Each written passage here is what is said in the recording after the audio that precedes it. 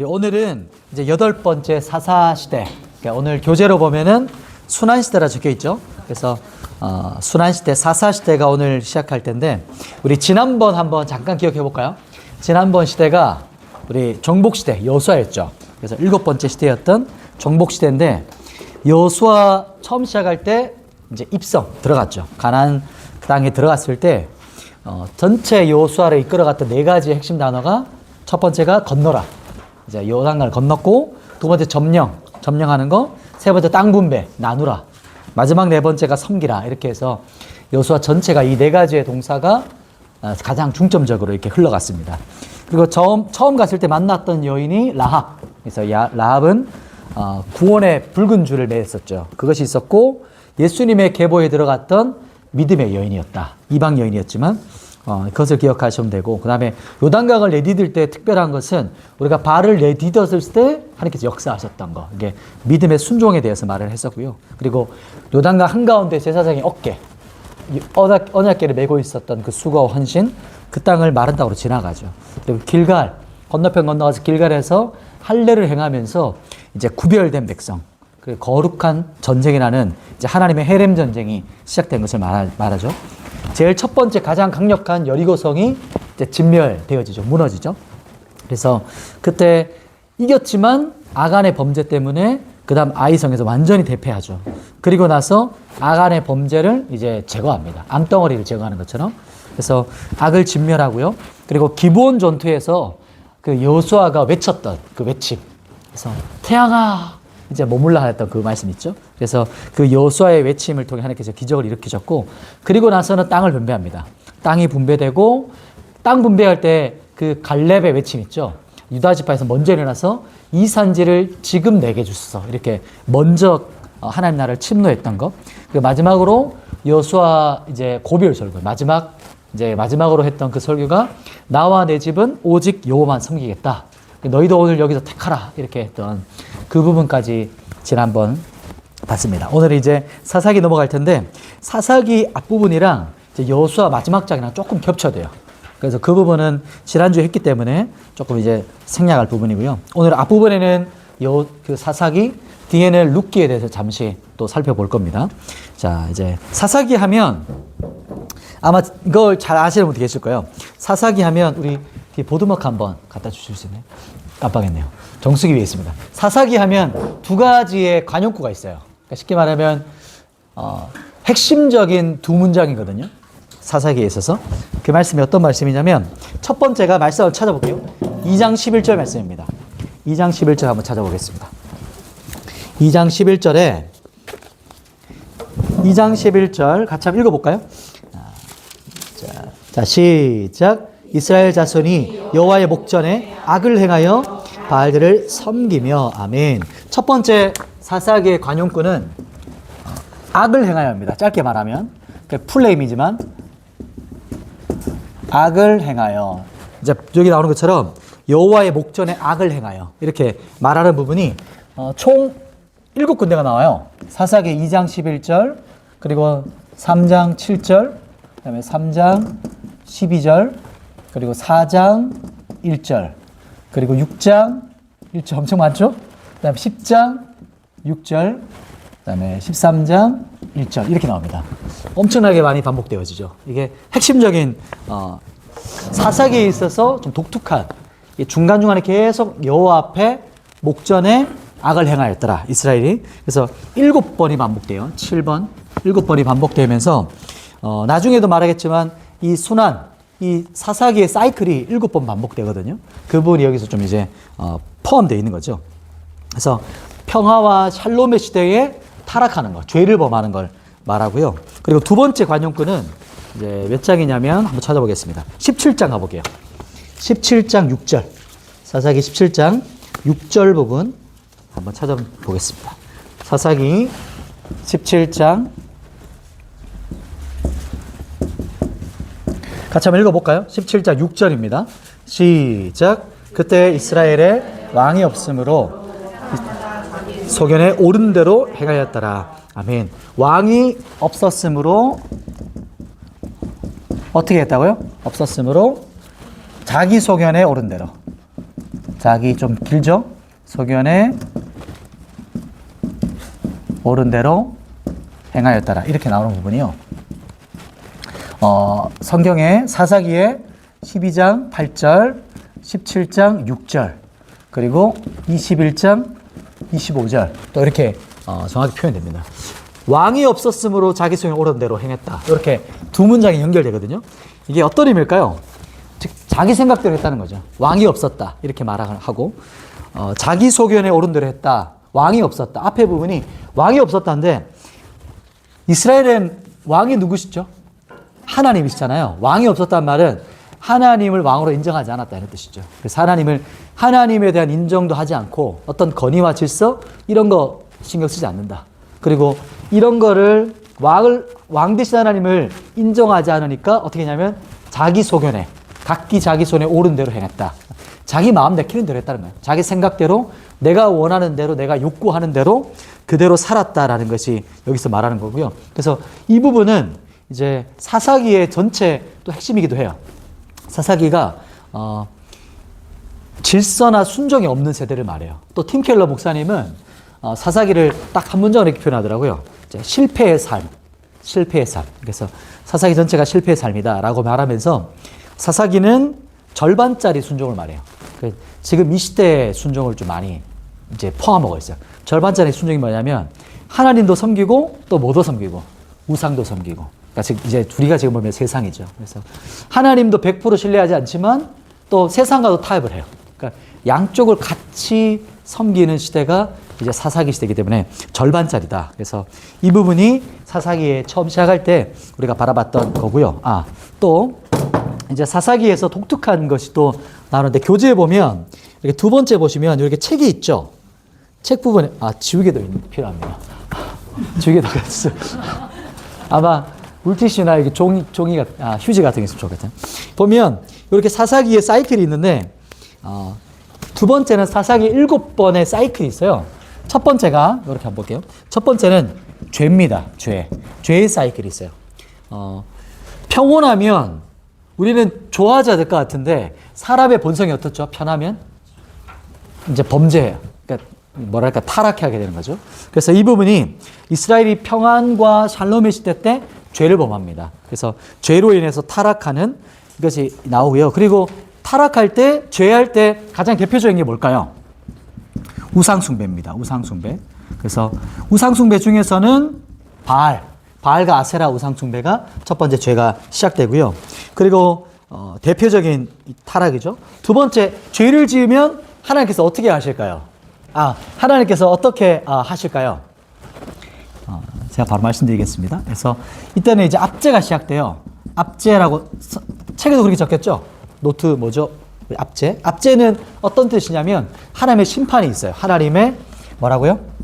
하나님의 심판 그리고 진노라고 볼 수 있고요. 하나님의 진노로 인해서 무엇을 일으키시냐면 전쟁을 일으키십니다. 주변 나라가 침범해와요. 그러니까 전쟁에 들어오니까 이스라엘 백성들이 압제를 당합니다. 고통당하는 거예요. 그래서 거기에 눌려가지고 이제 속국으로 살아가는 일들이 벌어지는데 그때 이스라엘이 이제 압제당할 때 어떻게 할까요? 하나님께. 그쵸. 세 번째가 회개. 간구라고 적혔나요? 그거는 간구. 그죠. 간구인데 이제 좋게 표현해줘서 이제 회개라고 해줄 수 있습니다. 그러니까 정확하게 회개는 아니에요. 보면은 그냥 부르짖을 때가 있어요. 그냥 으악 한다는 거죠. 그러면 하나님께서 회개로 들으시고 어떻게 하시냐면 이것을 하나님께서 부르짖음을 하나님께서 들어주세요. 이제 간구를 하나님께서 부르짖음을 들으시고 어떻게 하시냐면 이제 네 번째 사이클이죠. 어떤 일을 하실까요? 그렇죠. 사사의 구원자를 일으키십니다. 사사, 구원자. 그래서 구원자 사사, 즉 하나님의 도우심입니다. 요 세타는 이제 요 하나님을 데우스 이제 약자입니다. 하나님. 그래서 사사 하나님의 도우심으로 구원을 일으키세요. 그러니까 사사를 보내신다는 거죠. 그러면 사사가 일어나서 이제 이스라엘 백성을 구원하죠. 그러면 하나님의 도우심으로 이스라엘이 구원받아요. 그러면 다시 샬롬, 평강의 시대가 열리거든요. 그러면 다시 어떻게 될까요? 그렇죠. 이게 다시 돼요. 그래서 이게 사사기에서는 7번 반복되어질 것한다. 그래서 이제 사이클, 요게 사사기 사이클이고 적게는 내 가지고요. 이제 생략했는데 5가지라고 본다면 5번째는 샬롬이죠. 평안. 평안. 그래서 보통 이렇게 4가지로 이 사이클이 돌아간다. 이렇게 봅니다. 그런데 이 사이클을 사사기는 약 한 340년에서 350년의 역사거든요. 이게 이제 돌아가는데 총 사사가 몇 명일까요? 사사가 14명이 있습니다. 14명이 있고 14명인데 사사기에는 이제 12명. 그리고 사사기서에는 12명, 사무엘상에 2명 포함해서 엘리와 사무엘 있죠. 여기서 합쳐서 14명이고요. 그래서 그 중에서도 핵심적인 사사가 6명이에요. 그래서 6명을 중점적으로 볼 거고요. 에훗, 드보라, 그다음에 기드온, 입다, 삼손, 그리고 사무엘. 사무엘은 다음 주에 한번 살펴보도록 하겠습니다.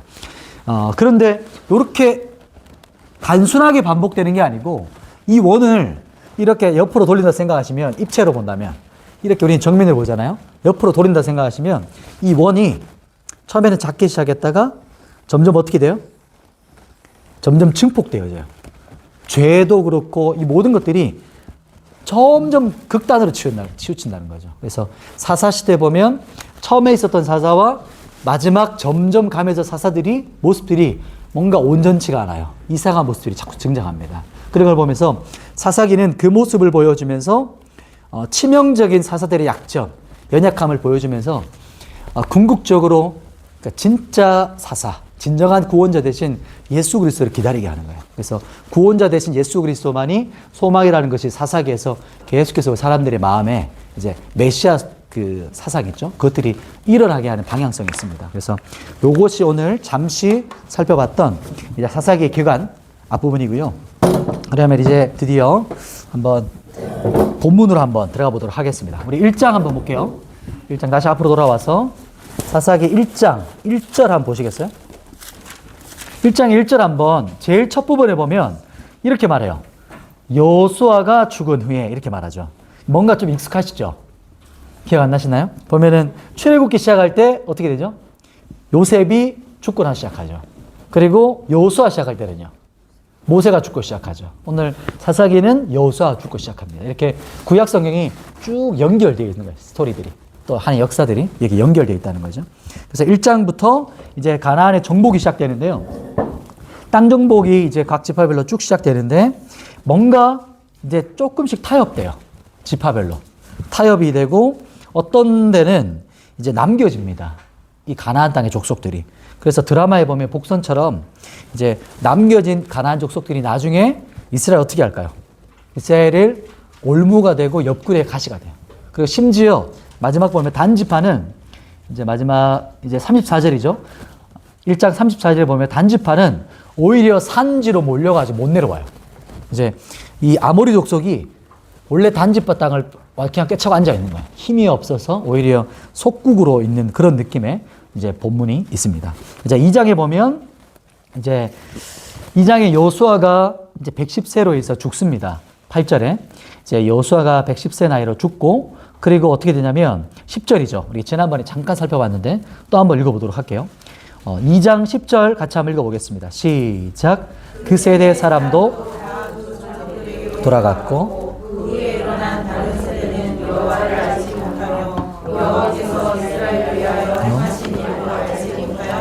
아멘. 보면 이 세대는 가나안 2세대죠. 그러니까 그 출애굽하고 광야 때 태어났던 세대. 그리고 20세 이하의 세대. 이 사람들은 설명해 주지 않아도 하나님의 임재를 알아요. 왜냐하면 가는 곳마다 성막이 있었어요. 하나님의 불기둥과 이제 구름 기둥으로 함께 하셨기 때문에 하나님의 기적을 그냥 날마다 체험했던 세대인데 그 다음 세대 가나안 정착 시대 이후 이제 가나안 문화에서 태어나고 거기에 살았던 세대는 지금으로 본다면 이제 모태신앙 같은 거죠. 그러니까 교회 문화에 태어났었고 그 시대로 살아가는 세대라고 볼 수 있는데 이 세대가 오늘 본문에 보면 여호와를 알지 못했다. 그러니까 하나님을 알지 못했고 또 어떤 세대냐면 하나님이 행하신 일도 그러니까 즉 하나님의 어떤 기적과 능력도 경험한 적이 없는 세대. 거기에 살았지만 하나님을 알지 못하고 하나님이 어떤 분인지 모르는 세대다. 이렇게 말합니다. 그 세대가 11절 이제 넘어가면서 결국 다른 세대가 되면서 그때부터 본격적으로 사사기가 시작돼요. 그 전까지는 하나님께서 어떤 분인지 알았던 세대인데 사사기의 시작은 하나님을 알지 못하는 세대가 일어나고 나서부터 본격적으로 펼쳐진다. 이렇게 본문에서 말하는 거죠. 11절에. 11절 한번 또 이제 우리가 잠시 봤던 이 사이클의 첫 시작이거든요. 이제 그 어떤 모델링이 이제 2장부터 시작되는데 한번 보겠습니다. 11절 같이 한번 읽겠습니다. 시작. 이스라엘 자손이 여호와의 목전에 악을 행하여 바알을 섬기며. 아멘. 여기 보시면 사사기의 이제 사이클 시작되죠. 가나안 땅을 정복하고 이제 변질되는 거예요. 여기서부터 변질이 시작되는데 타락해서 죄를 짓습니다. 12절에 보면 눈으로 한번 보시겠어요? 12절에 뭐를 섬기죠? 여호와를 버리고 다른 신을 섬기죠. 이제 우상 숭배가 시작됩니다. 다른 신을 섬기게 되는데 이때 12절에 같이 포함됩니다. 12절 제일 뒷부분에 여호와를 어떻게 하게 하셨다? 진노하게 하셨다. 이제 하나님께서 변질되고 타락한 이스라엘에게 우상 숭배하는 이스라엘에게 진노하십니다. 그러니까 진노하시고 14절 나오죠. 진노하사 14절에 어떻게 하세요? 대적의 손에 팔으셨다. 이렇게 나오죠. 대적들의 손에 팔아 넘기셨다. 하나님께서 하나님 진노하셔서 이스라엘을 대적했던 자들이 쳐들어오는 거죠. 그들의 압제 가운데 이스라엘 백성들이 어떻게 되냐면 고통당해요. 그리고 고통당하고 15절에 고통당했던 이스라엘 백성들이 이제 15절에 괴로움이 심하였다라 나오죠. 그래서 이 백성들이 하나님께서 이 괴로움을 아시고 어떻게 하시냐면 이제 사사를 보내세요. 이제 16절이죠. 16절 같이 한번 읽어볼까요? 시작. 여호와께서 사자들을 세우사 노략자의 손에서 그들을 구원하게 하셨으나. 아멘. 하나님께서 사사들을 세우세요. 이제 첫 시작이죠. 이제 첫 번째 사사는 우리가 잘 아시는 것처럼 온니엘이 일어납니다. 온니엘은 그 갈렙의 아우 그나스의 아들입니다. 그래서 이 사람이 가장 먼저 헤브론을 먼저 올라갔던 그 사람. 그래서 이 온니엘이 먼저 일어나고요.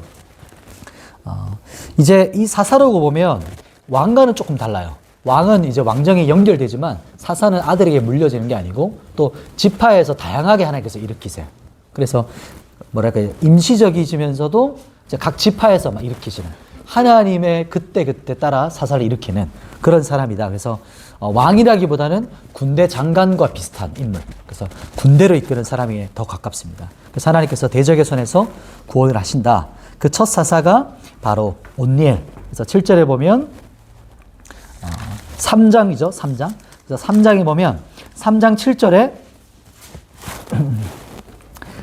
악을 행하여 바알과 아세라 숭배하고요. 8절에 이스라엘에게 진노하셔서 8년 동안 어떤 나라냐면 메소포타미아, 그래서 구산 왕, 이제 구산 리사다임 이 손에 넘기세요. 압제당하죠. 그때 9절에 온니엘이라는 사사를 일으키셔서 40년 동안 평안해요. 이 사이클이 쭉 돌아가죠. 40년 동안 이제 평강의 시대가 열립니다. 그런데 40년이 끝나고 12절 또 어떻게 될까요?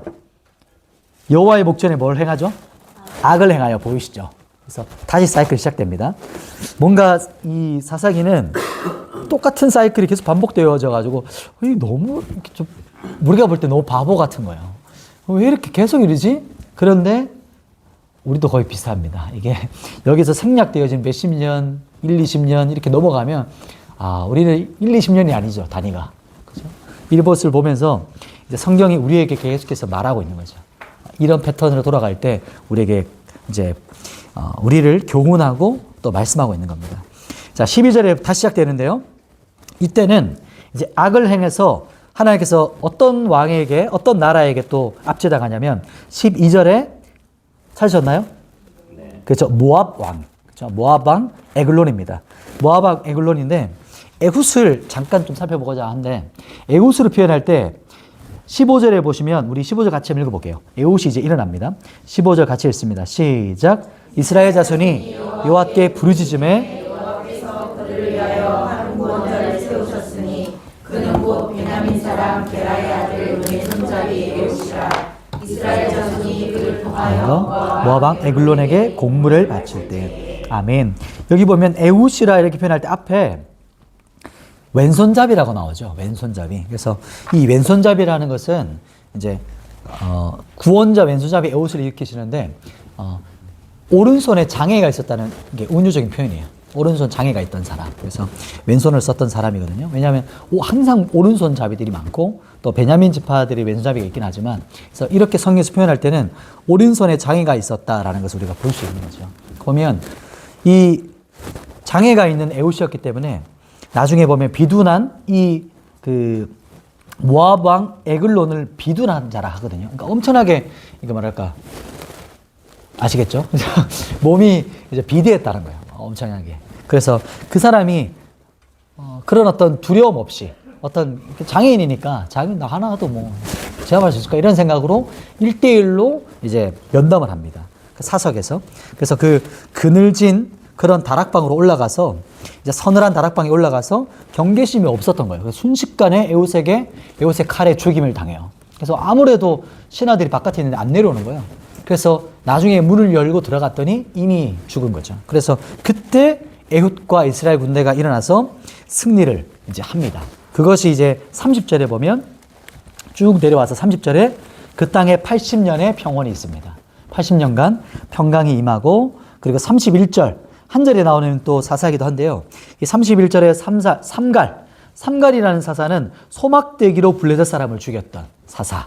이렇게 한 절로 짧게 하고 넘어가는 사사입니다. 그리고 이제 4장 넘어갈게요. 4장에서는 이제 네 번째 사사, 이제 여자 사사가 나와요. 누굴까요? 드보라. 많이 들어보셨죠? 드보라. 사사 드보라는 여자 사사인데 이때 3절 한번 보시겠어요? 3절에 이번에는 야빈 왕이 철병거, 그때 철병거는 지금 이제 탱크입니다. 맞아요. 이게 뭐랄까요? 범접할 수 없는 강력한 군대를 가지고 동원해서 와서 이제 학대하는 겁니다. 이스라엘 자손을 20년 동안 학대를 당해요. 그래서 3절에 여호와께 부르짖었더니 그때 하나님께서 여선지자 드보라를 일으키세요. 그러니까 이 여선지자 드보라가 사사로 하나님께 선택됩니다. 그런데 드보라 하면 같이 오는 사람이 있어요. 바락은 아니죠. 바락인데 바락 이제 이 군대 장관이거든요. 원래는 바락에게 하나님께서 모든 영광을 돌리시려고 했어요. 근데 이 바락 장군이 드보라가 하나님께서 너에게 그 군대에 이제 승리를 주실 것이다. 그리고 정확하게 예언도 해요. 뭐라고 예언하냐면 야빈 왕, 그래서 군대 사령관 야빈 왕, 야빈의 장군 시스라를 전쟁 그 송강에서 하나님의 승리를 할 거다. 이렇게 표현해 주는데도 바락은 끝까지 안 된다고. 드보라 당신이 같이 가야 된다고. 계속 당신이 같이 가야 된다고. 이렇게 뭐랄까 막 이렇게 표현하는 재밌는 표현도 하더라고요. 바락바락 이제 우려가지고 데려간다. 이렇게 기억이 확 나더라고요. 아, 이렇게 표현하는구나. 그래서 드보라를 끝까지 붙잡아 같이 가요. 그래서 어떻게 되냐면 드보라가 이 전쟁의 영광은 너에게 돌리지 못하고 나중에 야엘이라는 여인에게 돌아갈 것이다. 야엘이라는 여인이 나중에 이 시스라가 도망쳐 오거든요. 그래서 도망쳐 왔을 때 장막에 자요. 그 집에서. 그때 이 야엘이 한 방에 관자놀이를 망치로 뚫어서 그냥 죽여버린다. 그러니까 이 어떤 강력 하나님의 진노의 또 표현의 여인으로 사용된 거죠. 그래서 네 번째는 드보라와 야엘, 요 여인이 등장한다는 것을 우리가 좀 볼 수 있는 거죠. 그래서 바락이 이게 취해야 될 것을 어찌 보면 이렇게 자기가 못 취한 거죠. 영광을. 이번에서 우리가 조금 하나의 교훈을 얻을 수 있습니다. 아무튼 여기서 여인의 죽음으로 한 방의 죽임을 통해서 이제 평온함이 다시 또 40년 31절 나오죠. 4장 31절 넘어가서 5장 31절. 5장 31절에 또 그 땅에 40년 동안 평온합니다. 요 사이클이 또 보이시죠? 그래서 사이클에 또 평안함이 임하면 또 어떻게 될까요? 그쪽 6장 1절에 바로 나오죠. 6장 1절 같이 한번 읽어볼게요. 시작. 이스라엘 자손이 또 여호와의 목전에 악을 행하였으므로 여호와께서 아멘. 보시면 이제 목전에 악을 행해서 이번에 7년 동안 미디안의 손에 넘깁니다. 미디안. 이번에 다섯 번째 사사는 이제 기드온, 우리 핵심 인물입니다. 그래서 기드온이 나오는데 기드온은 연약한 사람이었어요. 연약하고 소심하고 요즘 아이들 말로는 찐따 같은 조금은 뭔가 너무 약해 그런 사람이었거든요. 그래서 이런 사사를 쓰실 수 있구나. 그런데 하나님께서 이 기드온을 찾아올 때 천사가 뭐라고 딱 외치냐면 큰 용사여 이렇게 외치거든요. 그 말씀 기억나나요? 큰 용사여 여호와께서 너와 함께 하시다 이렇게 외칩니다. 그러니까 6장에 미디안의 손에 압제당해서 고통당할 때 기드온을 여호와의 천사가 찾아오거든요. 근데 그 천사가 찾아올 때 어떤 모습이냐면 기드온이 작은 이제 포도주 틀 같은 곳에 숨어가지고 뭐 하고 있을까요? 거기서 밀을 타작하고 있어요. 이게 모습이 좀 상상되시면 좁은 공간에서 아무도 없는 데서 몰래 타작해서 왜 타작을 숨어서 할까요? 맞아요. 뭘 추수하면 다 뺏어가는 거예요. 그래서 몰래 이 밀이라도 좀 타작해서 나 하나 좀 먹고 살아야 되겠다. 그래서 몰래 숨어서 하고 있는 거거든요. 밀 타작기에서. 근데 그때 하나님께서 천사를 보내신 거예요. 그래서 그때 큰 용사여 이렇게 외칩니다. 그래서 기뽀르 하일에서 크다 용사 이렇게 선포하시죠. 여호와께서 너와 함께 하시다 이렇게 외치는데 너무 분위기가 안 맞죠. 막 이렇게 숨어서 하고 있는데 큰 용사여 이렇게 뒤에서 외치니까 이건 뭐지? 이렇게 아마 기드온이 생각했을 것 같아요. 그런 하나님의 천사의 부름을 듣고 하나님께서 너는 너의 힘으로 이제 미디안의 손에서 이스라엘을 구원하라. 내가 너를 보낸 것이 아니냐. 이렇게 하는 부분이 이제 6장에 지금 펼쳐지고 있거든요. 지금 이제 보이시죠? 이제 11절, 12절에 큰 용사여 이렇게 외치는 게 보이시죠? 그 다음 또 넘어가면 14절에도 보면 미디안에서 구원하라 이렇게 하나님께서 말씀해 주세요. 그리고 대화까지 여기서는 아주 디테일하죠. 다른 사사와 다르게 기드온 사사는 이렇게 또 설득하세요. 이제 기드온이 어떻게 대답하냐면 하나님 저는 못해요. 잘못 찾아오신 것 같아요. 저희 지파 중에서 제일 약한 지파고요. 저희 집안은 집안 중에서도 약하고 저는 그 중에 가장 약한 자예요. 이런 정체성이 그런 사람이거든요. 근데 하나님께서 다시 설득하세요. 16절에 아니야 반드시 내가 너와 함께 할 거야. 이렇게 하나님께서 확신을 주시고 다시 한번 확증을 주세요. 기드온은 그래도 미심쩍어요. 그렇게 말씀 듣고도 미심쩍어서 어떻게 하냐면 그러면 하나님 징표를 주세요. 표징을 주세요. 하나님의 은혜를 받았다는 표징 주시는데 그 표징도 이제 하나님께서 응답해 주시죠. 제사를 드릴 때 여호와의 불이 와서 번제를 다 태웁니다. 그때 기드온이 하나님께 엎드리고 이제 하나님 앞에 엎드릴 때 여호와께서 안심해라. 너 죽지 않아. 나를 대면했다고 내가 너를 죽이지 않아. 이렇게 하나님께서 다시 한번 두려워하지 말라. 내가 너와 함께 한다. 이렇게 말씀하고 나서 기드온이 우리가 여기서 유명한 그 표현이 24절에 보면 제단을 쌓고 여호와 뭐라고 하죠? 샬롬. 그래서 평강 하나님이 나를 죽이지 않으셨다. 내가 여호와를 대면했지만 내가 죽임당하지 않았다. 이런 표현으로 여호와 샬롬이라고 하죠. 그리고 나서 기드온이 이제 어떻게 하냐면 이제 기드온의 정체성이 조금씩 바뀌기 시작해요. 그전에는 연약한 자, 약한 자라고 생각했는데 그 다음에 일어나서 기드온이 어떻게 하냐면 바알 제단이 있는 그 신전에 가서 바알산 그 제단과 아세라상을 어떻게 해요? 깨뜨리고 찍어버립니다. 난리가 난 거예요, 도시에. 누가 이런 짓을 했냐? 알고 보니까 이제 이 기드온이 했다는 것을 알게 돼요. 그때 기드온은 이제 별명이 생깁니다. 그 별명이 32절이에요. 32절에 보면 여룻바알이라 이렇게 말하거든요. 여룻바알이 뭐냐면 바알과 다투는 자라는 뜻입니다. 바알이 다투는 자, 바알과 다투는 자. 그래서 바알과 더불어 다툼이 일어났다. 이렇게 하는 여룻바알이라는 별명을 얻고 그 부분부터 이제 조금씩 정체성이 변하기 시작해요.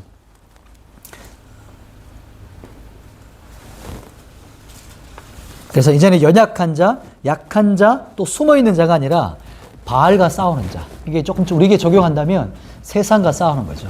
세상과 다투는 자. 이제 그 모습을 우리가 조금씩 볼 수 있고요.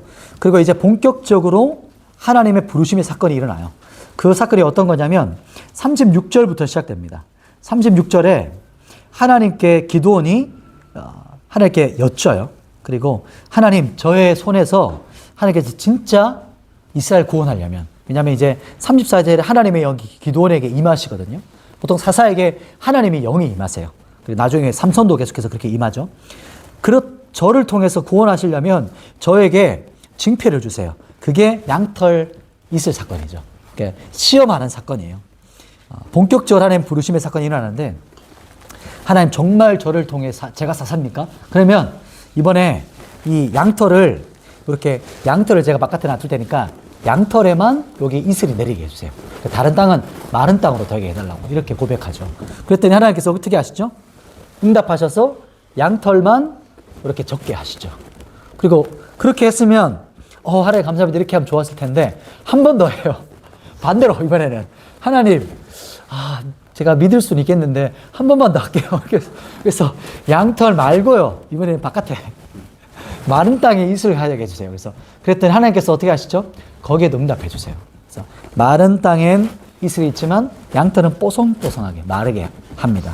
그렇게 하시고 여기서 이제 믿고 나가면 되는데 거기서 멈추지 않아요.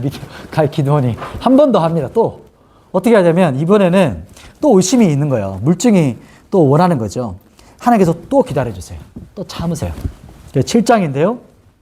7장에 이제 어떤 일이 일어나냐면 이제 미디안을 대항할 이스라엘 백성들이 이제 먼저 이제 군대를 일으키시죠. 군대를 모집하는데 이스라엘 군대가 몇 명이 모였냐면 이게 3만 명이 모입니다. 3만 명. 이제 3만 명이 모이는데 하나도 안 보여드렸네요. 요거 넘어가 벌써 이 사진 넘어갔죠. 이제 이거 나오네요. 군대가 3만 명이 모여요. 근데 3만 명이 하나님께서 어떻다 하시죠? 너무 많아. 그 두려운 자 보내. 그랬더니 순식간에 훅 빠져요. 순식간에 두려운 사람 갔더니 이제 2만 2천 명이 가요. 너무 많이 갔죠. 그래서 2만 2천 명 가고 1만 명 남습니다. 1만 명이 남았는데 1만 명 정도 남았는데 이 사람들 중에 또 테스트해요. 물 마실 때 물을 마시겠더니 개처럼 엎드려가지고 막 혈타 먹는 사람 또 보내요. 그랬더니 몇 명 남았죠? 300명 남아요. 근데 미디안의 지금 군대는 어떻게 표현하냐면 해변의 모래처럼 많았다. 엄청나게 많은 군대인데 지금 이스라엘은 3만 명도 너무 적은데 근데 그 중에 300명을 어떻게 해요?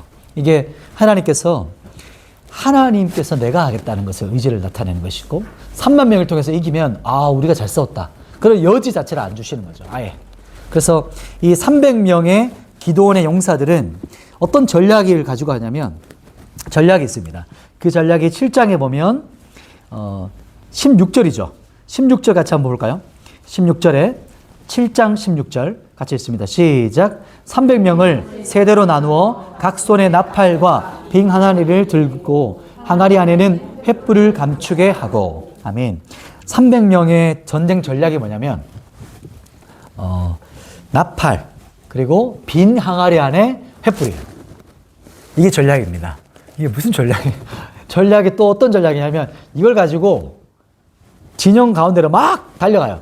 그리고 막 소리 지르는 거예요. 이 항아리 깨면서 여호와를 위하여, 그래서 기드온을 위하여 이렇게 외치면서 또 이제 여호와의 칼이라, 기드온의 칼이라 이렇게 외치는 게 전략입니다. 이게 무슨 전략이에요? 갖다 그냥 몰살 당할 텐데 이걸 전략이라고 하시는 거죠. 그래서 전략을 이제 주셨는데 그렇게 했더니 진짜 이제 나중에 일이 벌어집니다. 그 일이 벌어지는 것이 뭐냐면 자 9절 조금 더 앞으로 돌아와서요. 7장 9절에 그 밤에 여호와께서 기드온에게 넌 진영 안으로 한번 들어가 봐. 그랬더니 그래서 미디안 군대에 갔더니 그때 한 사람이 이제 꿈꾼 이야기를 해요. 그 꿈속의 이야기를 하는데 그 꿈이 뭐였냐면 자기 친구랑 이제 1대1로 얘기하는 거죠. 내가 꿈꿨는데 갑자기 버리떡 하나가 한동에 날아오더니 우리 미디안 진영을 막 휩쓸어서 우리 완전히 다 진멸시켰어. 떡이 이겼대요. 좀 재밌죠, 꿈이? 그래서 떡덩이가 와서 다 진멸시켰어 했더니 또 옆에 있는 사람이 그 꿈을 해석해줘요. 뭐라고 해석했냐면 그 떡은 말이야 기드온과 하나님의 사람들이야. 그래서 그것이 진짜 일어날 거야. 그러니까 두려움 가운데 있는 거죠, 이 사람들이.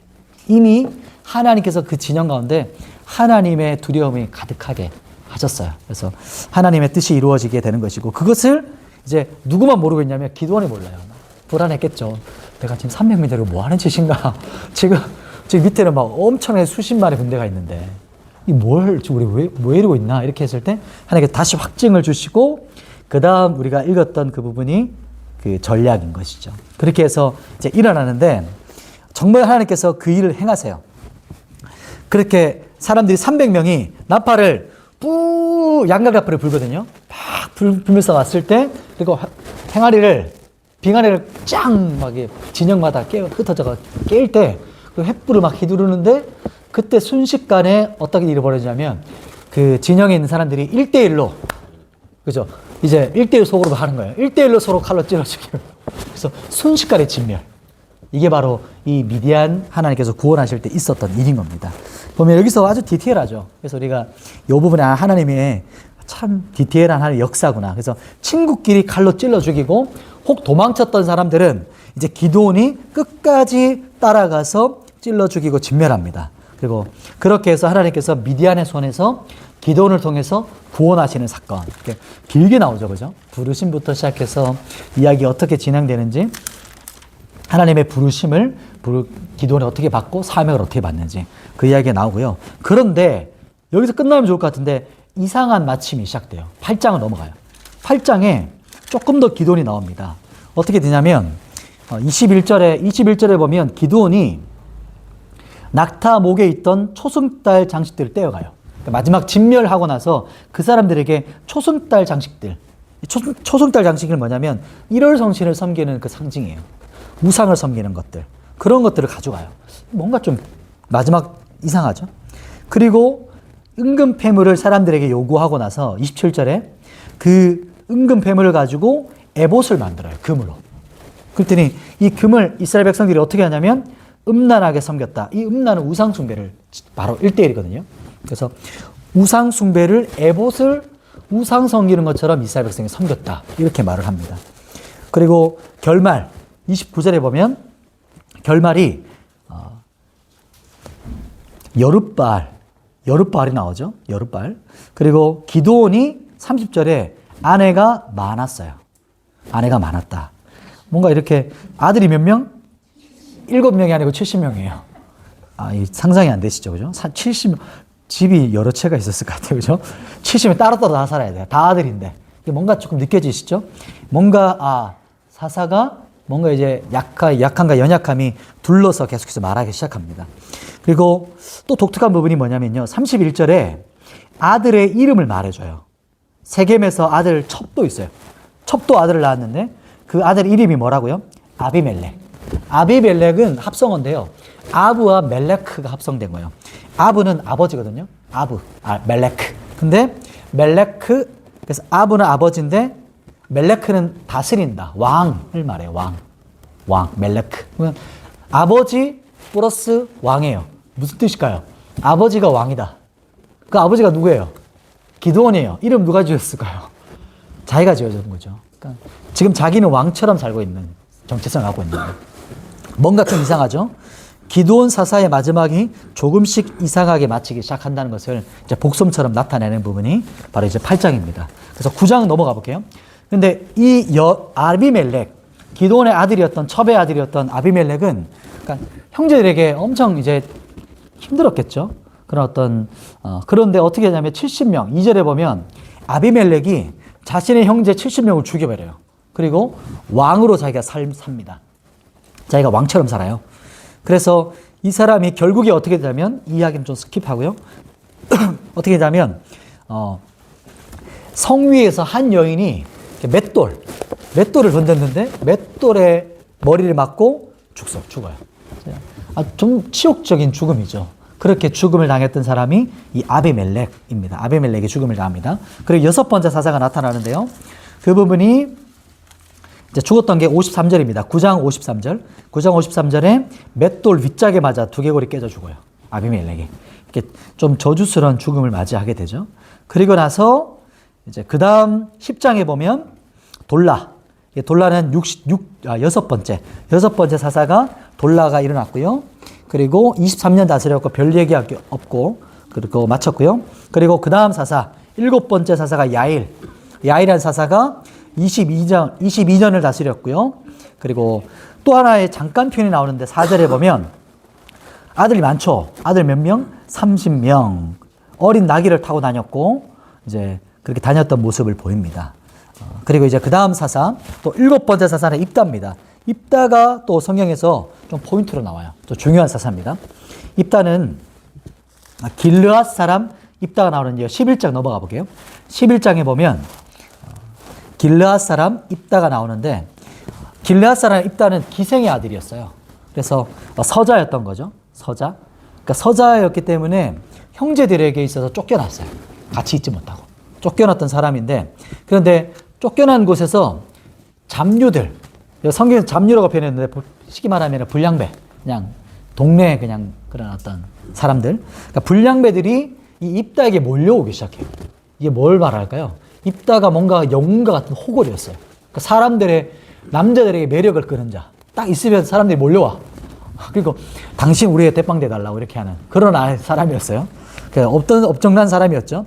그래서 그런데 암몬이 이때 이스라엘에 쳐들어옵니다. 암몬 나라가. 암몬에 쳐들어오자 그때 있었던 길르앗 장로들이 입다에게 찾아와요. 뭔가 이제 입다가 범상치 않은 사람이었죠. 그래서 길르앗 이제 장로들이 와서 입다에게 우리 장군이 돼달라고. 그래서 저희 이 이스라엘 군대를 이끌어달라고 와요. 찾아와요. 그래서 이제 여호와의 영이 입다에게 임하고 하나님께서 전쟁에 승리하게 하시면 가장 먼저 어떻게 이제 서원하거든요. 입다가 가장 먼저 나를 맞이해주는 그 존재, 그에게 그를 번제로 드리겠습니다. 이렇게 소원합니다. 하지 말았어야 돼. 이게 뭔가 드라마 복선처럼 느껴지죠? 이제 그 다음 이야기 이제 피눈물이 납니다. 피눈물 나는 일이 벌어지는데 이제 승리하고 돌아와요. 승리하고 돌아오는 길에 가장 먼저 이제 막 그 승리를 축하하는, 자축하는 그 사람이 누구였냐면 자기의 무남 동료 딸이에요. 무남 동료 딸이 막 아버지 앞에 딱 등장하자마자 입다가 으악 옷을 찢고 막 소리 질러요. 이게 뭐 느껴지죠, 그죠? 그래서 소원은 해로울지라도 지키라 하나님께서 말씀하신 그 말씀을 또 율법을 어기질 않습니다. 그 지켜요. 그래서 그것도 딸도 보면 그것을 받아들여요. 그래서 딸도 자기 친구들과 애도할 시간, 죽음에 애도할 2달의 시간을 달라고 하고 그 시간을 끝이 나고 죽음을 맞이합니다. 여러 해석이 있지만 우리가 문자적으로 전통적으로 보면 죽임을 당해 번제로 드려졌다 이렇게 해석을 해요. 아무튼 그렇게 입다가 뭔가 좀 이상하죠. 이제 뭔가 복선이 이제 나타나기 시작합니다. 그리고 12장으로 넘어가면 그 이야기가 이제 처녀로 죽음 이야기가 나타나고요. 그리고 나서 애곡을 하고 마치죠. 12장에 이제 에브라임 사람들이 와요. 이 뭐냐면 이제 12장은 내부 전쟁이 일어납니다. 내부의 전쟁. 그래서 입다에게 에브라임 사람들이 싸우러 갈 때 왜 우리 안 불렀냐고 시비 걸어요. 그러니까 전쟁 끝났는데 이제 와서 왜 우리 전쟁 안 불렀냐. 근데 그게 아니거든요. 불렀거든요. 그러니까 뭔가 전쟁할 때는 안 도와줬으면서 지금 뭔가 시비를 걸고 뭔가 콩고물이 떨어지냐 뭔가 이렇게 막 요청하고 자원하는 거죠. 막 그런 어떤 걸 하는 겁니다. 그래서 입다와 이제 길르앗 주민이 이제 하나가 되어가지고 그러니까 에브라임 지파랑 지금 전쟁이 이제 일어나는 거예요. 내부 전쟁이 시작되는 겁니다. 그래서 입다와 길르앗이 이겨서 또 여기서 재밌는 사건이 일어나는데요. 비극적인 사건이기도 하지만 요단강 나루터에서 있는 일입니다. 12장에 보면 12장 6절에 보면요. 나루터에서 어떤 일이 벌어졌냐면 지금 에브라임 사람들이 도망가려고 하거든요. 근데 배 타고 건너가야 되는 거예요. 나루터에서. 거기서 이 길르앗 사람들이 어떻게 하냐면 그 온 사람들에게 발음을 시켜요. 어떤 발음이냐면 이제 십볼렛이라고 발음해보라는 거예요. 제가 이제 그 히브리를 줬던 이유가 요 장 때문이었습니다. 보면 우리나라 말로는 십볼렛 비슷하잖아요. 근데 히브리를 보면 제일 뒤에 보면 쉰이라는 단어가 있어요. 쉰 찾으셨나요? 제일 밑에 두 번째 거죠. 이 쉰이라는 단어가 이렇게 포함된 것이 십볼렛이에요. 십볼렛이라는 건데 근데 에브라임 사람들은 십볼렛이라고 잘 못하고 그래서 이제 단어 자체가 달라요. 십볼렛 해서 이렇게 짜레크가 있어요. 왜냐하면 몇 번째 글자냐면 사메크라고 적혀있거든요. 이렇게 동그라미인데 살짝 동그라미가 세모처럼 보이는 거 찾았나요? 사메크라고 적힌 거.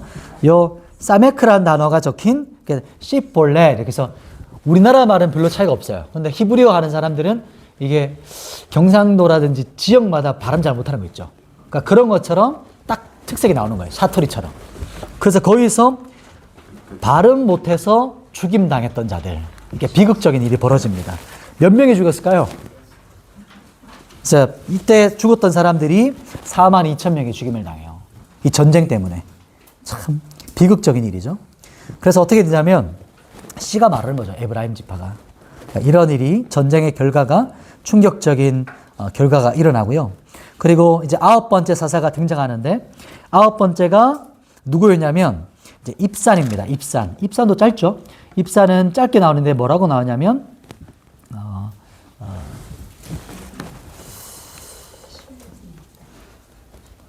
이방 여인과 통혼을 시켜요. 자녀들을. 그러니까 이방 여인하고 결혼시키지 말라고 하거든요. 근데 이방 여인과 통혼을 시켰던 사사가 그렇게 하죠. 그리고 7년 동안 다스리고요. 10번째 사사 누구죠? 엘론입니다. 엘론 찾았나요? 몇 절이 나오죠? 11절이죠. 11절. 11절에 엘론이 나오는데 10년 동안 다스렸죠. 이렇게 엘론이 나오고요. 그리고 11번째는 압돈입니다. 압돈이 13절이죠. 근데 압돈은 또 한 구절 더 나옵니다.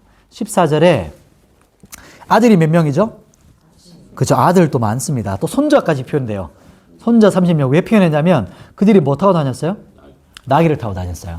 이게 무엇을 말하냐면 지금으로 보면 고급 승용차를 타고 다녔던 70명. 집에 70대. 이렇게 낙타가 있어요. 그런 걸 표현하는 겁니다. 70명. 아들 거, 손자 거. 이렇게. 그러니까 뭔가 조금 느낌이 이상하죠? 이런 은유적인 표현을 돌려서 말하는 겁니다. 시간이 갈수록 원색적으로 이제 또 말하고 있는 약점과 제약을 나타냅니다. 이제 드디어 왔습니다. 13장. 가장 하이라이트. 누구죠? 삼손이 이제 일어납니다. 삼손은 12번째 사사. 사사기에서는 마지막이고 12번째 사사고요. 이스라엘이 범죄해서 40년 동안 고통당하죠. 그죠? 13절 1절에 또 똑같이 나오죠. 여호와의 목전에 악을 행하였으므로 40년 동안 블레셋에 넘기시죠. 블레셋 고통당한다는 것이죠. 자, 이제 블레셋에 고통당하는데 그때 누가 일어나냐면 이제 삼손은 태어날 때 사건부터 시작돼요. 그때 부모님이 마노아였거든요. 마노아에게 하나님께서 나타나세요. 천사가. 그래서 하나님의 영이 이제 나타나서 아들을 낳게 될 것이다. 임신해서 낳게 될 것이다. 이렇게 하면서 뭔가 신약에 예수님이 태어날 때 사건과 비슷하죠. 마리아에게 찾아오셨던 그 천사처럼 수태고주처럼 그 그림자가 이렇게 나타납니다. 하나님께서 하나님께 구별된 나실인으로 세워라. 키워라. 이렇게 말하죠. 나실인 하면 세 가지 금지죠. 기억나시나요? 뭐였죠? 벌써 다 기억하시나요? 좋습니다. 첫 번째, 우리 성경 한번 볼까요? 7절입니다. 7절. 7절 같이 한번 읽어볼까요? 7절. 같이 한번 읽어보시죠. 시작. 그가 이게 대하여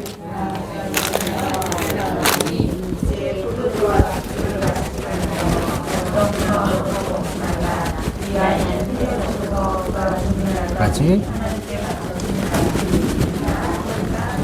아멘. 보면 나실이는 이제 레인이 아니더라도 하나님께 서원할 때 하나님께 드려지는 백성이 이제 그 나실인이거든요. 그래서 나실인의 금방 봤지만 잠깐 한번 적어 본다면 나실인의 세 가지 금지사항 뭐였죠? 첫 번째가 그렇죠. 포도주와 독주. 첫 번째가 포도주, 독주. 원래는 그 포도 주스 같은 음료입니다. 근데 음료를 오래 마시다 보면 점점 어떻게 돼요? 발효되니까 아예 처음부터 마시지 마. 이렇게 한 겁니다. 그래서 포도주를 금한 건 아니었어요. 구약에서는.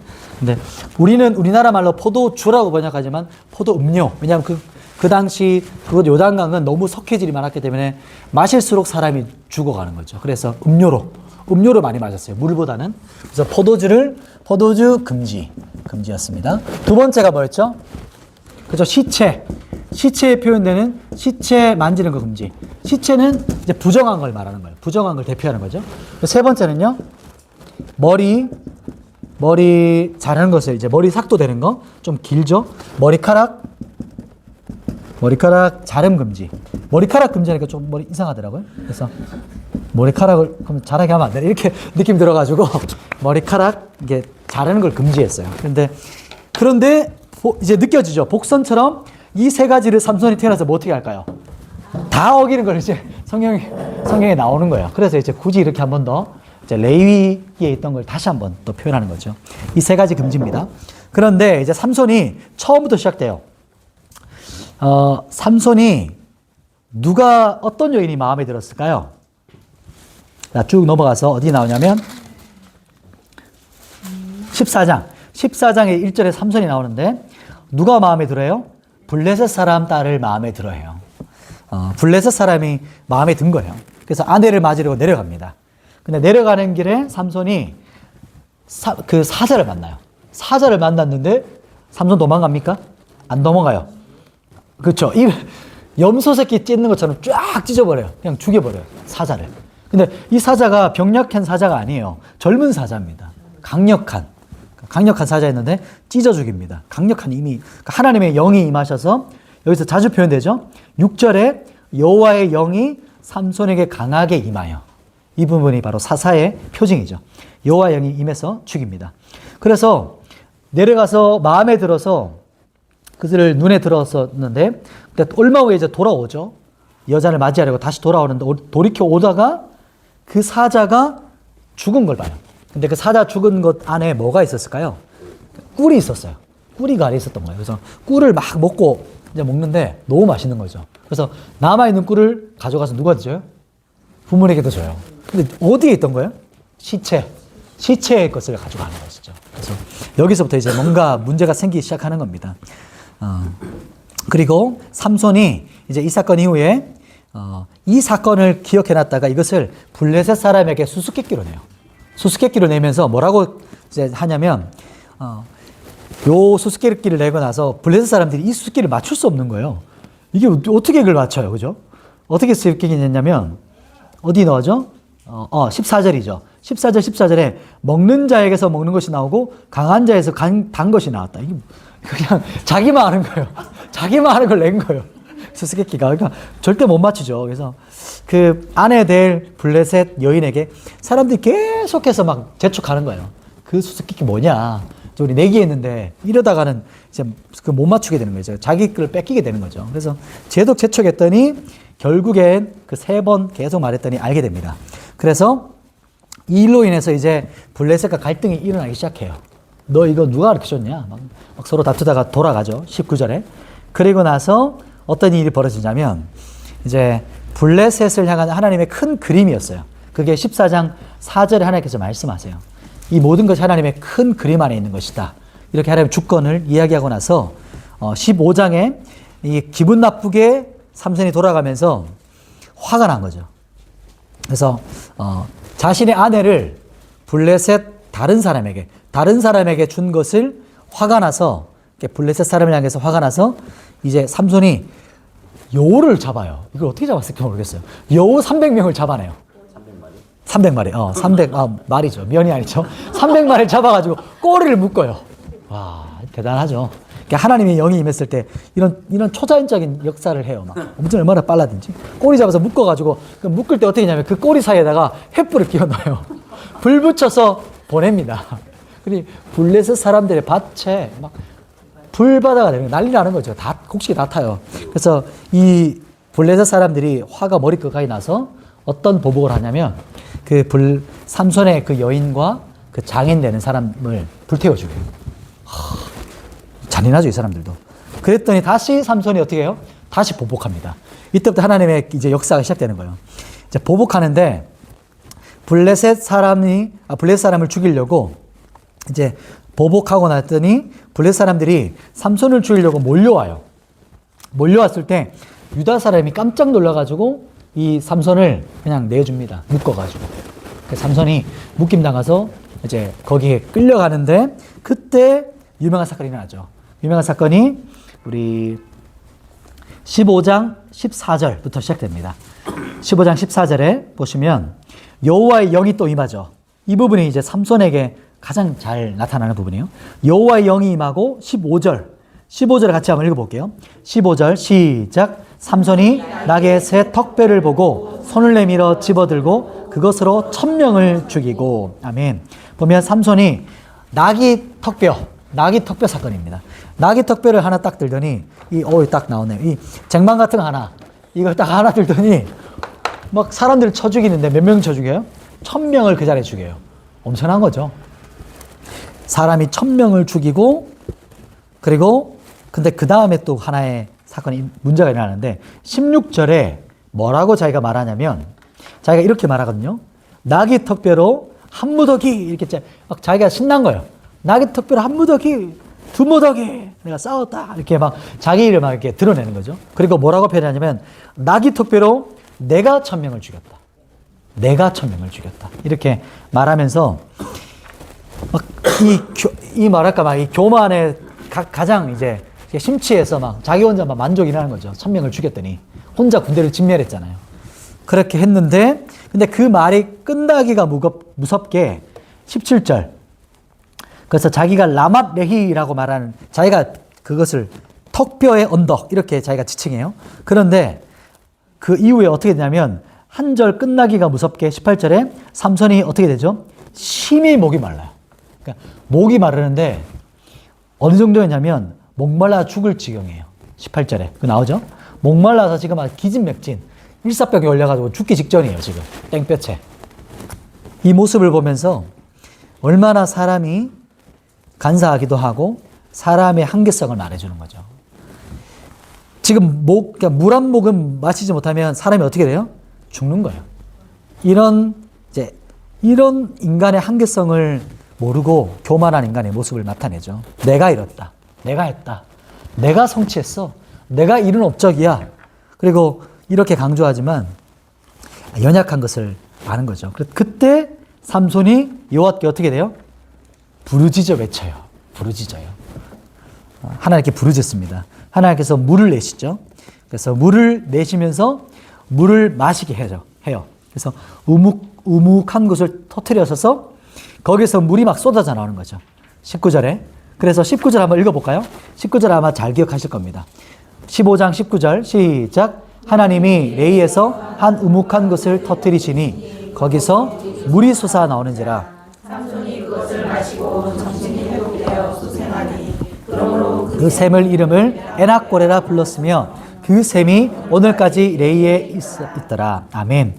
에낙고레 많이 들어보셨죠? 에낙고레는 부르짖는 자의 우물이란 뜻입니다. 그래서 우리가 기억하기는 삼손이 외쳤던 라마 레이보다 에낙고레 이게 더 기억나시죠? 그래서 에낙고레 부르짖는 자의 샘물 우물이란 곳으로 에낙고레로 물을 마시게 해주세요. 하나님께서 도와주시는 거죠. 그리고 사사로서 20년 동안 지냈다 이렇게 나오는데 여기서 이제 삼손이 이제 또 하나 사건 누가 등장할까요? 들릴라.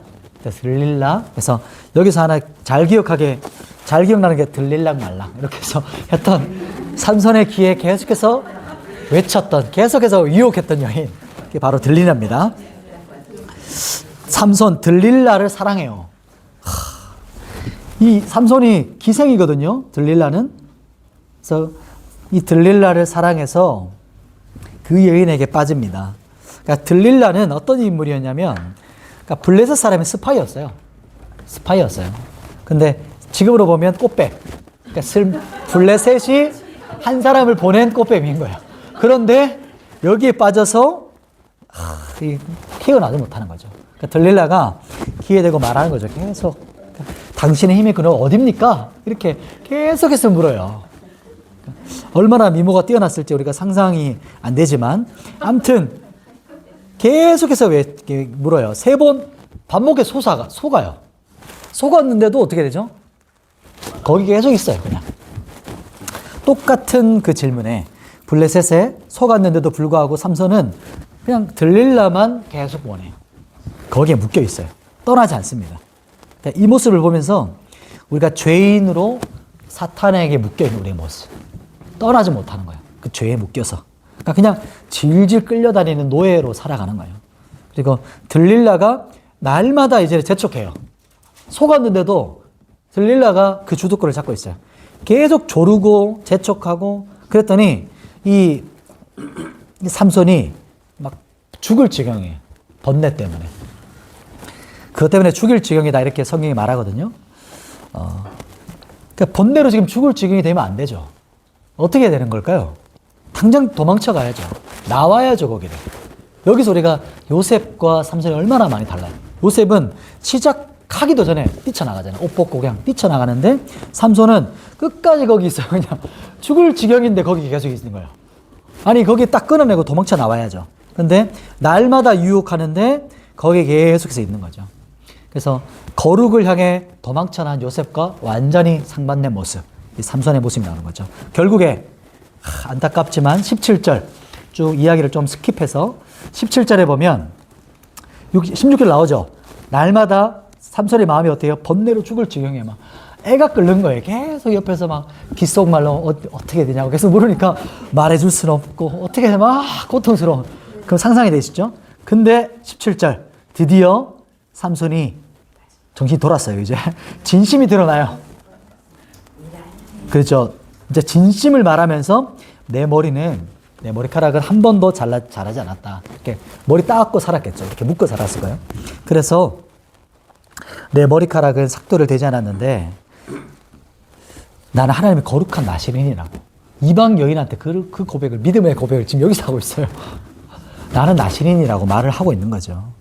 근데 자기가 가장 사랑하는 여인 들릴라의 무릎에 베고 잠듭니다. 어떤 일이 벌어집니까, 이제? 진짜 안타까운 일이 벌어지죠. 잠들었는데 깨요. 그랬더니 머리가 어떻게 됐어요? 다 밀렸어요. 머리가 다 밀렸습니다.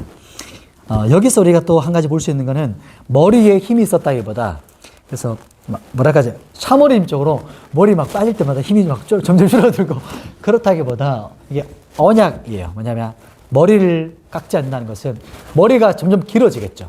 머리가 점점 길어진다는 것은 이 사람은 하나님과 언약한 구별된 시간이 점점 긴 사람이구나. 그 뜻은 하나님과의 그 관계, 하나님과의 친밀함이 긴 사람, 깊은 사람을 상징하는 거예요. 머리가 길었다는 것은. 그래서 머리에 힘이 있었다기보다 하나님의 영이 이제 그 언약 가운데 있었던 것이고 또 여기서 보면 머리가 밀려지죠. 그래서 성경에서 말하거든요. 그 부분이 뭐냐면 19절에 이제 무릎 베기 하고 잠들잖아요. 나오죠. 아주 디테일한 거 가지고 다 표현해요. 무릎 베기 하고 잠들고 머리털 7가닥이 밀려지고 그리고 힘이 없었대요. 힘이 없었어요. 왜냐하면 20절에 여호와께서 어떻게 돼요? 이미 자기에게 떠난 줄 깨닫지 못해요. 여호와의 영이 떠났기 때문에 힘이 없는 겁니다. 여호와의 영이 떠났기 때문에.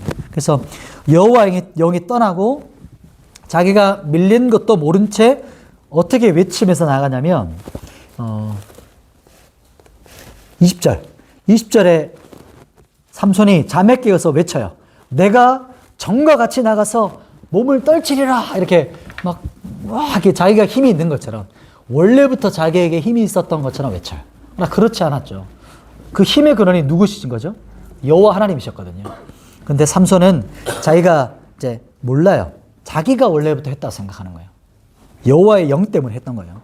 하나님의 성령에 붙잡혀서 했던 것인데 이 교만함으로 나아가죠. 그래서 결국에는 블레셋에 붙잡혀서 이제 어떻게 되냐면 두 눈 뽑히죠.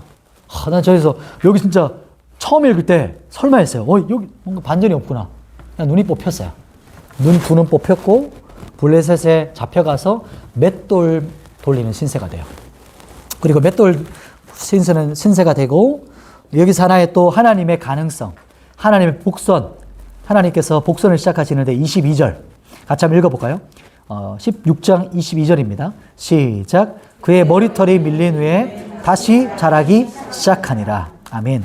머리에서 조금 뭔가 탁 머리털이 조금씩 나기 시작한다는 거예요. 머리에서는 힘이 있지 않지만 하나님의 뭔가 가능성을 시작하는 본문입니다.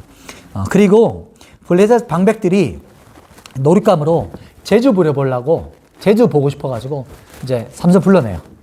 사람들이 얼마나 많이 모였던지 막 이제 그 축제 기간이었어요. 바알 숭배, 아세라 숭배 사람들이 이제 그 앞에 삼손 두 눈 빠진 삼손을 이제 보고 싶은 거예요.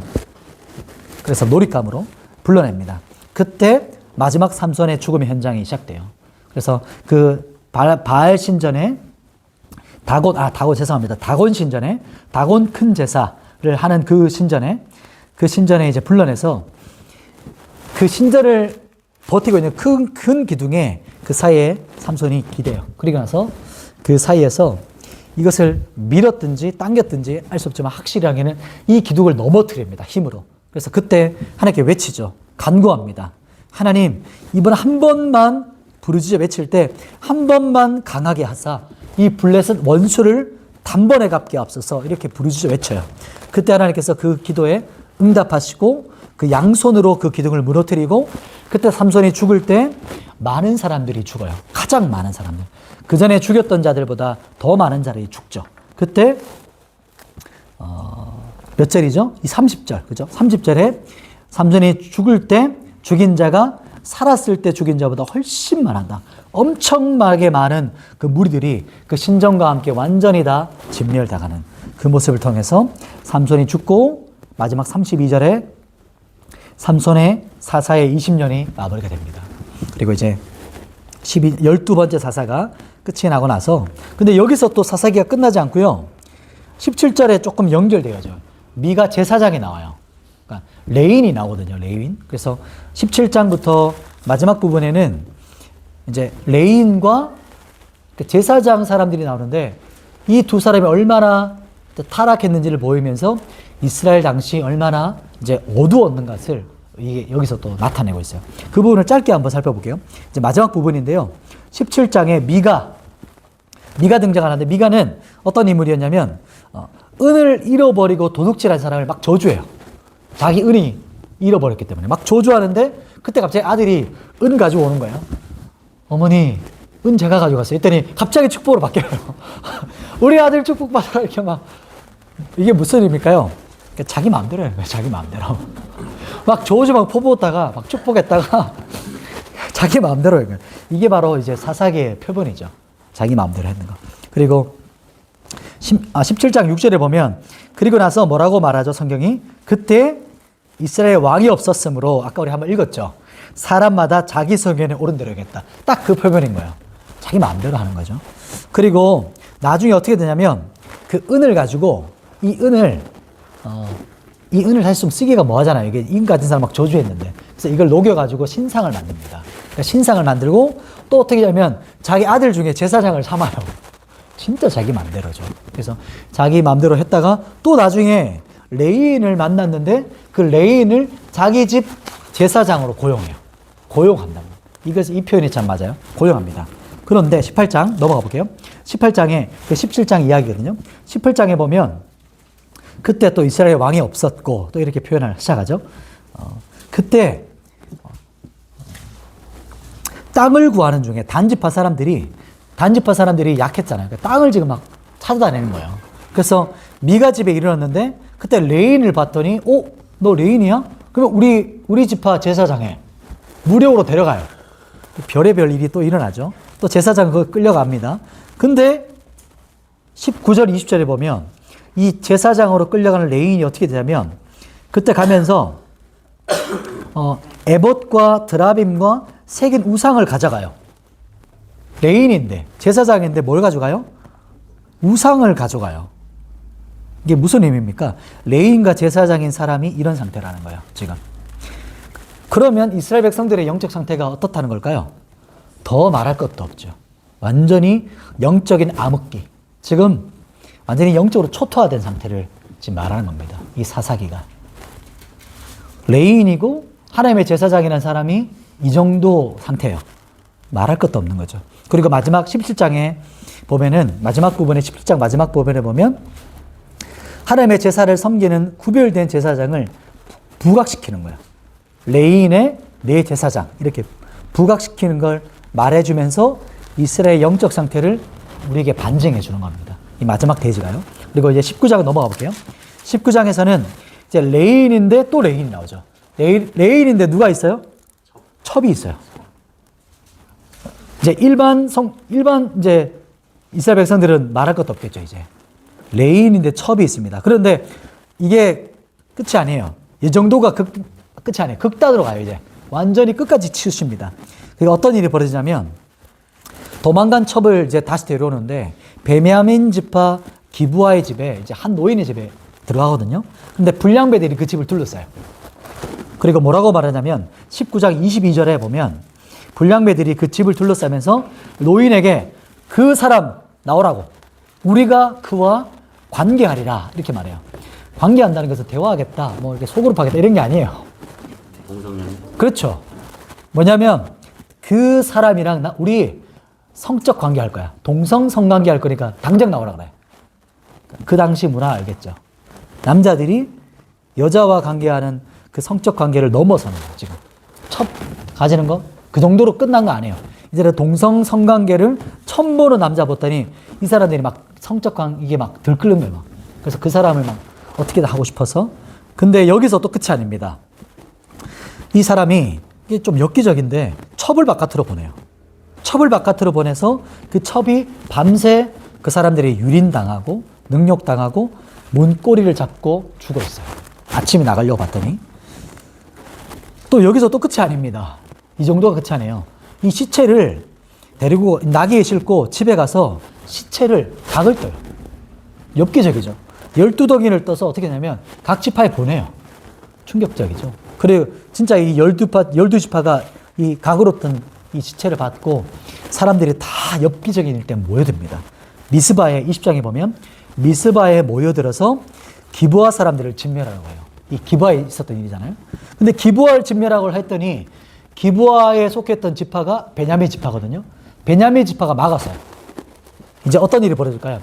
11지파와 베냐민 지파가 전쟁, 이제 사륙전이 벌어지는 거예요. 같은 지파끼리 같은 내부 전쟁이 일어납니다. 그래서 베냐민 지파 남자들이 결국에 25,000 명이 죽어나가요. 남자만 25,000명. 충격적이죠?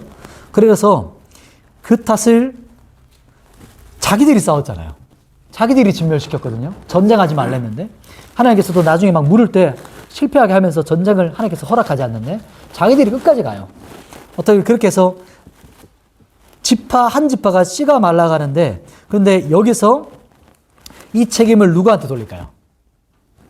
하나님께 돌려요. 하나님 어찌해서 이스라엘에게 이런 일이 벌어지게 합니까? 이렇게 말하거든요. 참 21장 3절이죠. 그죠? 21장 3절에 어찌해서 이런 일이 일어나게 합니까? 이렇게 하나님께 책임 전가 하면 떠오르는 사람 있죠. 아담. 그죠? 이게 사람의 타락의 본성이에요. 책임 전가하는 거. 내게 아니라 당신이 했잖아. 그리고 사람에게 타락했는데 하나님이 주신 저 여자한테 책임 전가, 하나님께 책임 전가. 이 바로 타락의 모습이죠. 그리고 다툼과 이제 분쟁, 분열의 결과 하나님께 모든 것이 이제 전가하고 나라가 휘청휘청하는 것이죠.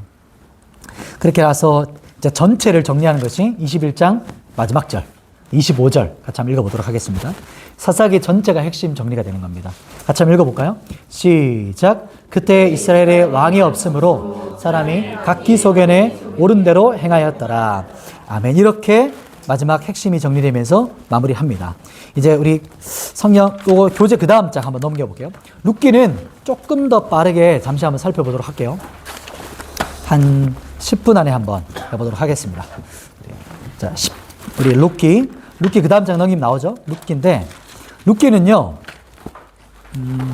우리가 방금 봤지만 이렇게 사사기랑 연결되어 있잖아요. 룻은 1장 1절에 보면 사사들이 치리하던 때에 이렇게 나오죠. 즉 룻기의 시대가 어떤 시대라는 거죠? 사사기 시대라는 거죠. 사사기 시대. 그리고 사사들이 치리하던 흉년이 들었다 이렇게 말합니다. 흉년이 들었다. 이 룻기는요 칠흑같이 어두운, 우리가 방금 봤죠. 이 사사가 얼마나 어두운지. 근데 그런 어떤 칠흑같이 어두운 때 딱 밝은 별빛이 바짝바짝 빛나는 거야. 그 룻이. 그래서 왜냐하면 룻은 이방 여인인데 하나님을 신실하게 믿었던, 또 자기의 그 친족이었던 그 나오미를 끝까지 우정과 사랑으로 따랐던 그 모습을 우리가 볼 수 있거든요. 그래서 정말 신비로운 거죠. 그리고 룻기의 또 특징은 하나님이라는 단어가 안 나와요. 그런데 이 룻기의 모든 스토리의 각본은 하나님께서 다 짜놓으셨고 그 모든 손길을 이제 주도해 가시는 것을 우리가 볼 수 있어요. 그게 어떻게 보통 나오냐면 마침, 우연 이런 단어로만 나와요. 그래서 이 마침과 우연은 하나님의 필연적 마침과 우연이다 이렇게 표현하거든요. 그래서 하나님의 모든 이제 손길이 요 룻기 안에 그대로 담겨 있습니다. 그리고 룻기는요 엄청나게 문학적 기법이 많아요.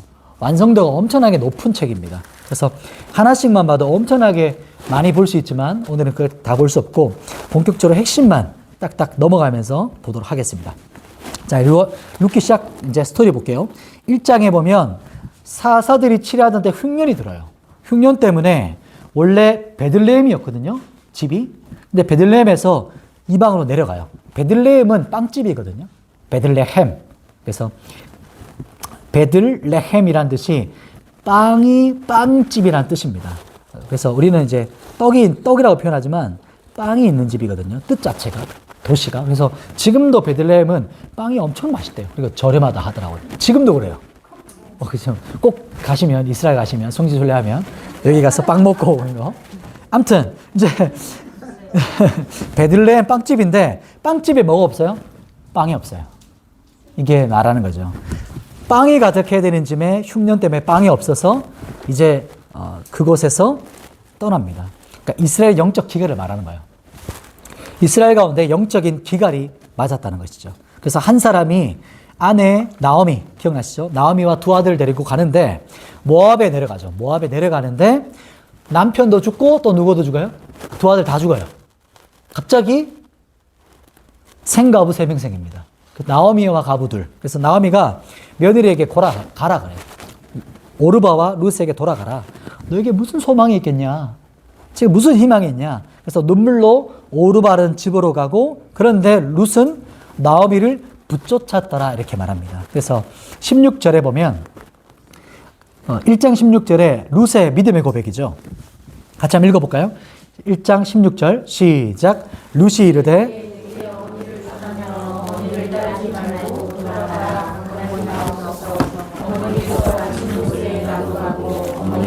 머무시는 것에서 나도 머물겠나이다.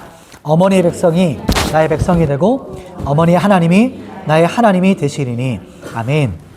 제일 뒷문장에 어머니 하나님이 나의 하나님이시다. 하나님을 믿는 믿음이 있었어요.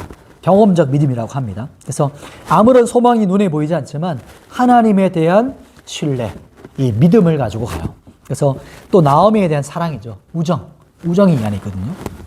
따라갑니다. 그래서 2장 넘어가면 2장 3절에 이제 베들레헴으로 다시 가거든요. 다시 언약의 땅, 빵집으로. 근데 그곳에 갔더니 이삭을 줍는데 나오죠. 우연히 어디에 도착했어요? 엘리멜렉 친족 보아스의 밭에 일어나요.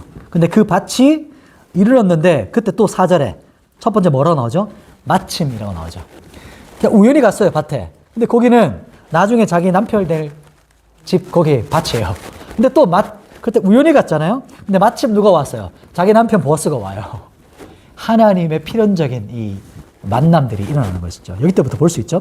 우리는 이제 제3자 입장에 보니까 다 보이지만 얼마나 이게 신비로운 이야기입니까? 그래서 하나님의 정확한 타이밍. 그러니까 하나님께서 또 보아스가 그 마음이 참 이제 은혜를 베풀어요. 룻에게. 그래서 마음껏 이삭 주어라. 사람들이 다 말해 놓죠. 괴롭히지 마. 그리고 이삭 떨어뜨리면 그냥 죽게 놔둬. 또 그냥 가다가 그냥 몇 개 떨어뜨려. 이렇게 가이드 해주는 거예요. 그래서 엄청나게 많은 이삭을 가지고 갔잖아요.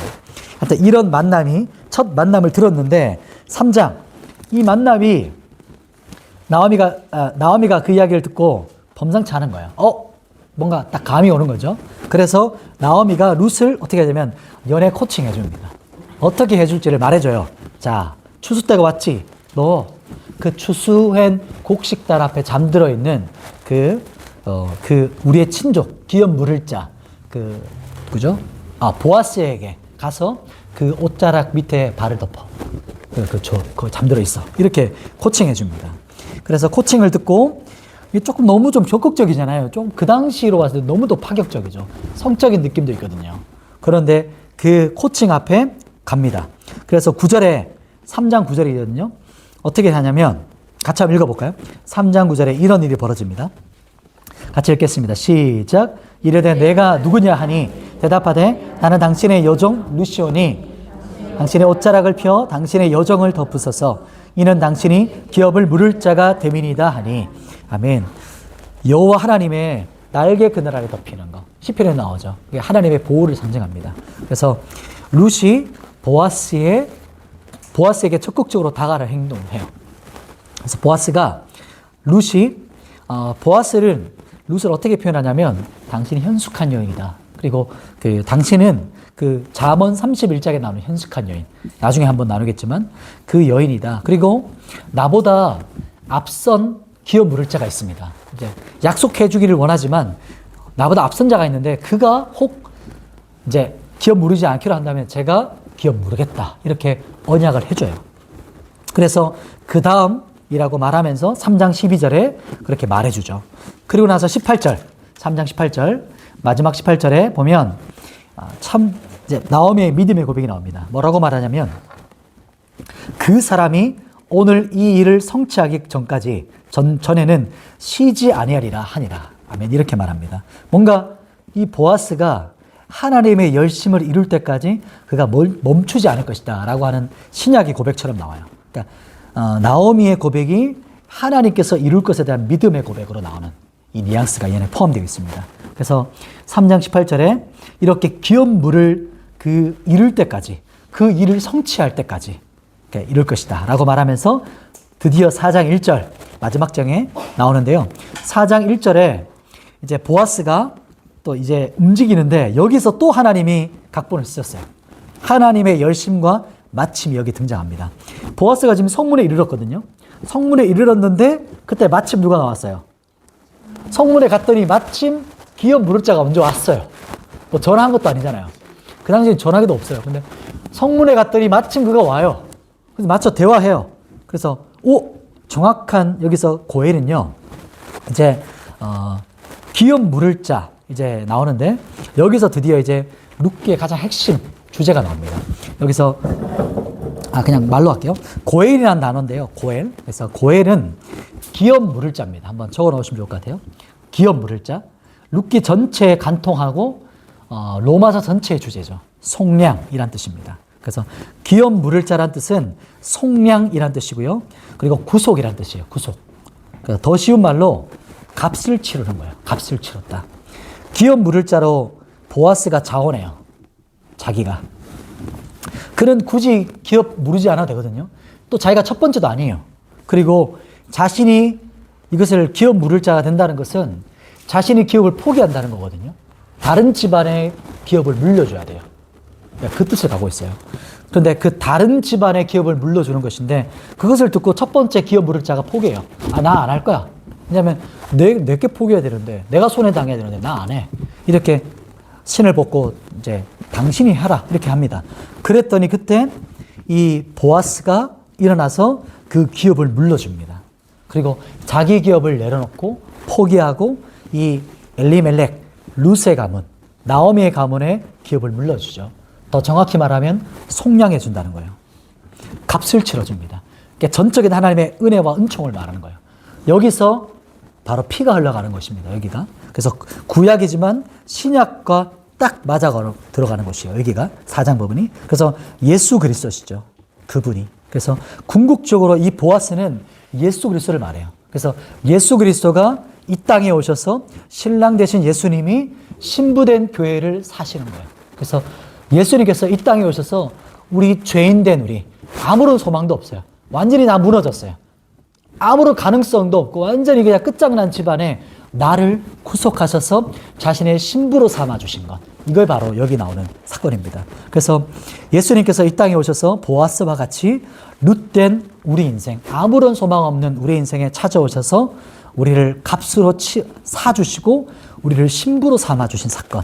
그래서 궁극적으로는 여기서 죄값을 치르시고 생명으로 우리의 값을 치르신 예수님, 그리고 죄에서 속량해 주시고 값 주고 사주신 pay the price. 그래서 값을 치르셨다.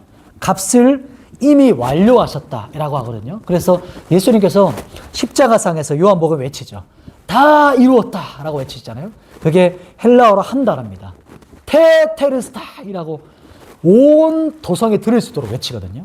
그 도성 언덕에서, 그 갈보리 언덕에서 예루살렘 도성의 모든 사람이 들을 수 있도록 짐승처럼 외치세요. 그때 표현할 때. 그래서 그 한마디 외치시고 그 복음의 그 모든 마침표를 찍으시고 신부를 부르시면서 성취하셨어요. 그래서 이 복음이요, 이 룻기 안에 가장 핵심 주제입니다. 그래서 시면에 흐르는 하나님의 은혜와 자비, 그리고 속량, 이것이 바로 이 안에 있고요. 그래서 또 하나 이제 모압 이방 여인의 마지막 4장의 마지막 부분에 보면 이방 여인이었던 이 룻은 어디에 계보에 들어가죠? 다윗의 계보 나오죠. 18절 이후에 이제 다윗의 아버지 이새의 아버지였다. 오벳. 아들을 낳았더니 오벳 키우는 나오미 그 모습 상상되시죠? 그 기쁨, 즐거움으로 가득한 그 나오미. 그래서 이 또 궁극적으로 예수님의 계보에 들어가는데 이 룻기는요. 또 이스라엘 사람들, 유대인들은 지금도 그런데 오순절 절길 때 읽는 성경입니다. 오순절 때. 그러니까 성령 강림 주일 때. 요즘이죠. 지금 이 성령 강림이 5월 둘째, 셋째 주인가요? 그때니까. 그래서 오순절 절길 때 읽는 성경인데 이 오순절은 이방인의 구원 역사예요. 근데 이스라엘 사람들은 그걸 모르죠. 우리 룻기를 보니까 알겠죠. 아, 이방 여인이 구속받는 사건. 그러니까 이방인과 유대인이 연합되어지는 사건. 그게 바로 성령 강림 주일 오순절이잖아요. 그래서 이방인과 유대인의 그 모든 성령 부어 주실 그 사건을 그림자로 이 룻기를 하나님께서 이제 그 전통적으로 지금도 읽고 있어요. 아직까지 비닐이 벗겨지지 않아서 그걸 모르는 거죠. 메시아 대신 예수 그리스도. 말씀을 우리 오늘 쭉 했던 걸 정리할게요. 짧게 한번 보도록 기억해 볼까요? 자, 우리 사사기였습니다. 사사기였는데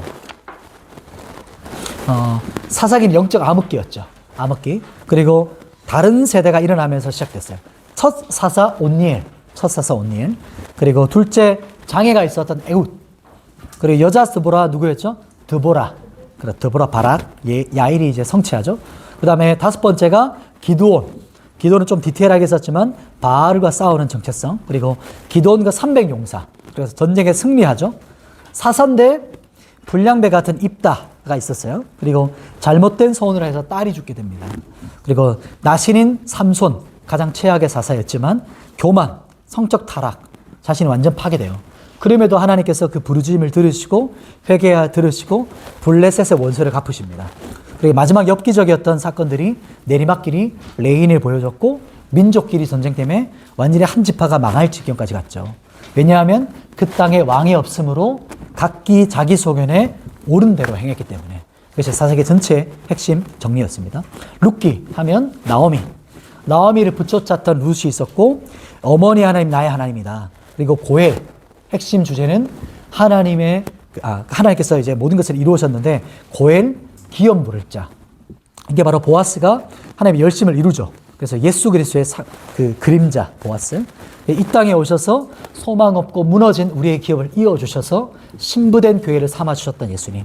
우리를 값주고 사신 그 예수님을 우리 룻기를 통해서 볼 수 있게 되었고요. 그래서 피로 값주고 사신 우리 신부된 교회가 당신의 신부로서 룻과 보아스의 모습을 보면서 이제 우리가 주님의 소유된 백성인 거죠. 내가 주님의 신부인 겁니다. 그래서 우리가 그걸 통해 살아봤고요. 복음의 비밀이 이제 이 오순절, 성령 강림절 가운데 더 우리 가운데 룻기를 한번 또 여러분 다 읽어보시면서 복음이 더 안에 풀어지기를 또 소망하게 됩니다. 오늘 강의는 여기까지 하고 제가 기도하고 마치겠습니다. 하나님 아버지, 우리가 사사기와 룻기를 이 두 권의 책을 보면서 잠시 살펴봤습니다.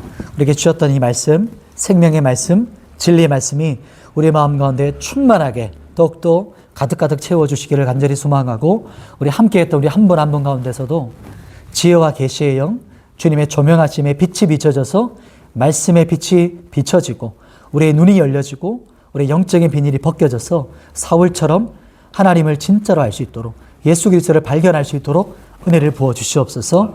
예수님의 이름으로 기도드립니다. 아멘. 수고하셨습니다.